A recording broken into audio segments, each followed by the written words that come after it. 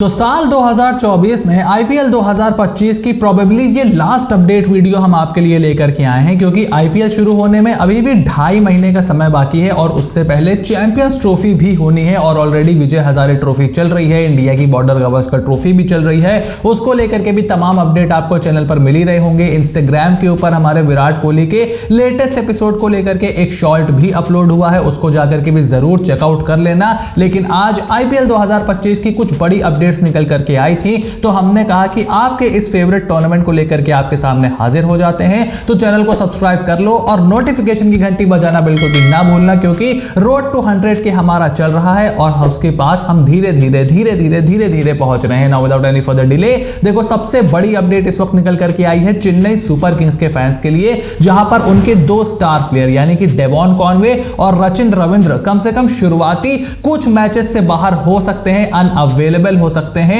IPL 2025 में due to international commitments. देखो पाकिस्तान के साथ उनकी एक सीरीज होनी है, पाकिस्तान में मतलब उनको एक सीरीज खेलनी है न्यूजीलैंड को, जहां पर मोस्ट लाइकली डेवॉन कॉनवे और रचिन रविंद्र दोनों आपको खेलते हुए दिखाई देंगे और उसी के चलते कुछ मैचेस शुरुआत के वो मिस कर सकते हैं। अब क्या वो स्पेशल परमिशन लेके न्यूजीलैंड क्रिकेट बोर्ड से आईपीएल के लिए अवेलेबल हो जाएंगे? क्योंकि डेवन कॉनवे और रचिन रविंद्र का एक साथ तो देखो सीएसके की स्क्वाड में खेलना थोड़ा सा मुश्किल है, but at the end of the day दोनों एक दूसरे के बैकअप के तौर पर लिए गए थे। अब अगर दोनों मिस आउट करते हैं तो शुरुआत में थोड़ी सी परेशानी हो सकती है और आप टूर्नामेंट की शुरुआत अच्छे नोट पर करना चाहोगे। सो अगर 2-3 मैचेस के लिए भी ये लोग अनअवेलेबल रहते हैं तो ये चेन्नई सुपर किंग्स के लिए थोड़ा सा सिर दर्द बढ़ाने वाला मामला हो सकता है। उसके बाद अगली बड़ी अपडेट निकल करके आई है, राजस्थान रॉयल्स के कैप्टन संजू सैमसन ने खुद वो अपडेट दी है कि 2025 के आईपीएल में वो अपने विकेट कीपिंग ग्लव्स को अलविदा कह सकते हैं आईपीएल में, और विकेट कीपिंग ड्यूटीज को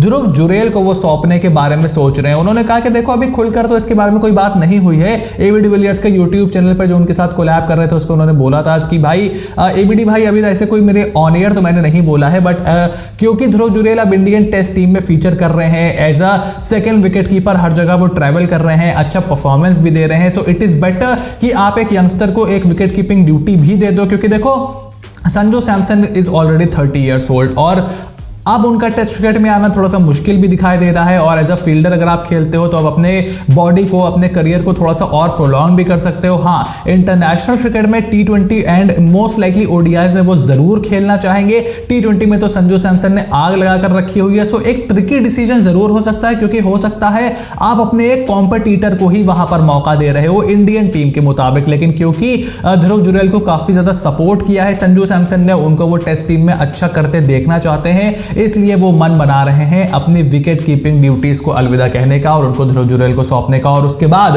कोलकाता नाइट राइडर्स, जिनके कप्तान को पहले तो उन्होंने अपने कप्तान को छोड़ दिया, वो चले गए पंजाब किंग्स में, अब नए कप्तान को लेकर के सबसे ज्यादा बवाल मच रहा है कि आखिर भाई केकेआर को लीड कौन करेगा। और अब कम से कम वाइस कैप्टनसी के रोल के लिए 2 बड़े नाम निकल करके आए हैं, एक तो है आंद्रे रसल का और दूसरा रिंकू सिंह का है। देखो रिंकू सिंह को यूपी की कप्तानी करने का मौका मिला है विजय हजारे ट्रॉफी में, अगर वो अपने कप्तानी से इंप्रेस करते हैं तो ना सिर्फ वो वाइस कैप्टनसी बल्कि कप्तानी के लिए भी दावेदारी ठोक सकते हैं, because he will be the best option available अगर वो अच्छी कप्तानी करते हैं, क्योंकि वो प्लेइंग 11 में रेगुलर फीचर करेंगे।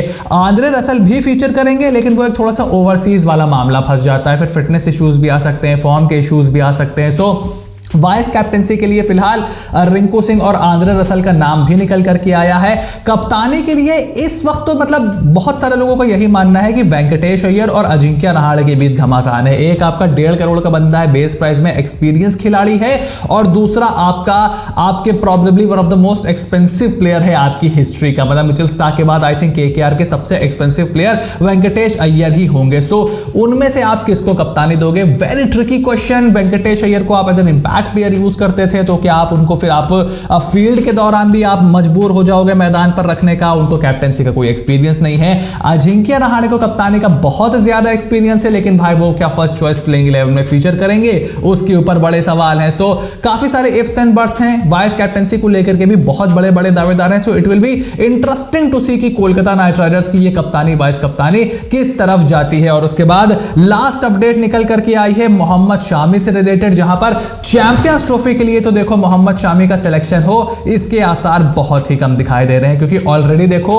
जैसे बीजीटी मेरे ख्याल से चौथे टेस्ट मैच के बाद आपको चैंपियंस ट्रॉफी की टीम अनाउंस होती हुई दिख जाएगी, क्योंकि शेड्यूल ऑलरेडी आ चुका है। क्योंकि हमें मोस्ट लाइकली अपने सारे मैचेस दुबई और आबू धाबी मतलब यूएई में खेलने, तो थोड़ी सी स्पिन फ्रेंडली कंडीशन भी आपको चाहिए होगी। तो मोस्ट लाइकली आप एक स्पिनर कैरी करने को देखोगे, एक्स्ट्रा स्पिनर कैरी करने को देखोगे।